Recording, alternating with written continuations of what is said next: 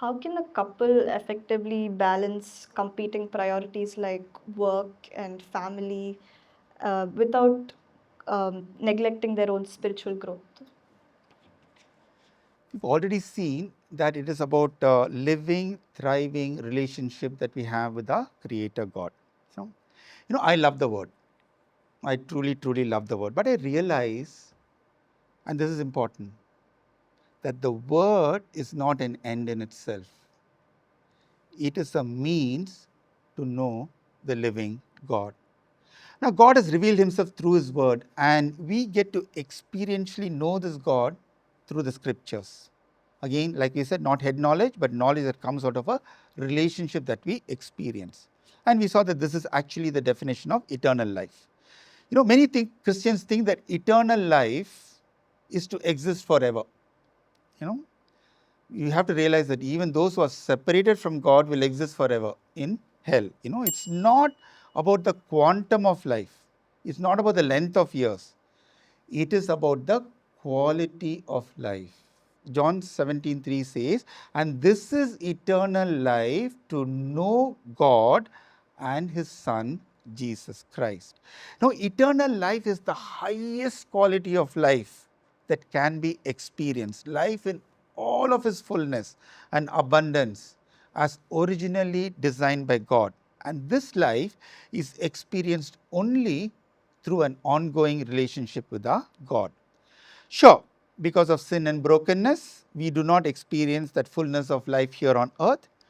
But there will be a day when history comes to an end, when we will experience that fullness of life. No more crying, no more tears, no more pain, no more want, no more inequality, no more sin, no more wickedness, no more death.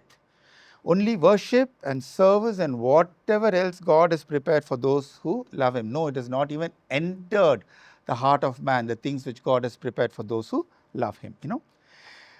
It is glimpses of this eternity that we experience even in this broken and sinful world when we are in a meaningful relationship with him. And no wonder then that a man sells everything for that pearl of great price, for that field where the treasure is found. Why I'm saying all this is the backdrop, the perspective, from which we choose our earthly priorities wisely. It's not so much about competing priorities. It's not so much about balancing spiritual growth. Those are decision parameters in the parallel kingdom. It is actually about choosing that one good thing with all of our heart, mind, and spirit. Think of this couple that we spoke about, truly seeking the Lord in prayer with a desire for this relationship, submitting all of their challenges, whether it's work or family related, to God, wanting only to honor his name in their choices, longing to bring up their children in the ways of the Lord, and seeking the Lord's wisdom to do it right. Submitting all of their financial needs, their worries, their fears, their anxieties to the one God who has already conquered everything on the cross. Tell me, when that seeking is true and fervent and the desire is pure, do you really think that God will not care about the details of our life? God who gave us his son, will he not give us all of these things, along with that great gift? You know, very often we don't think about this, but when God gave his son, he was maxed out.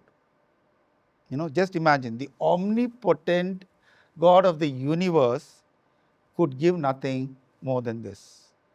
And so, as you saw earlier, there are no magic formulas to this. There is no program to follow, no shortcuts to take, only love. Genuine love and a genuine relationship that is rooted in a genuine desire that both the husband and the wife demonstrate to God and to one another. The rest will just follow.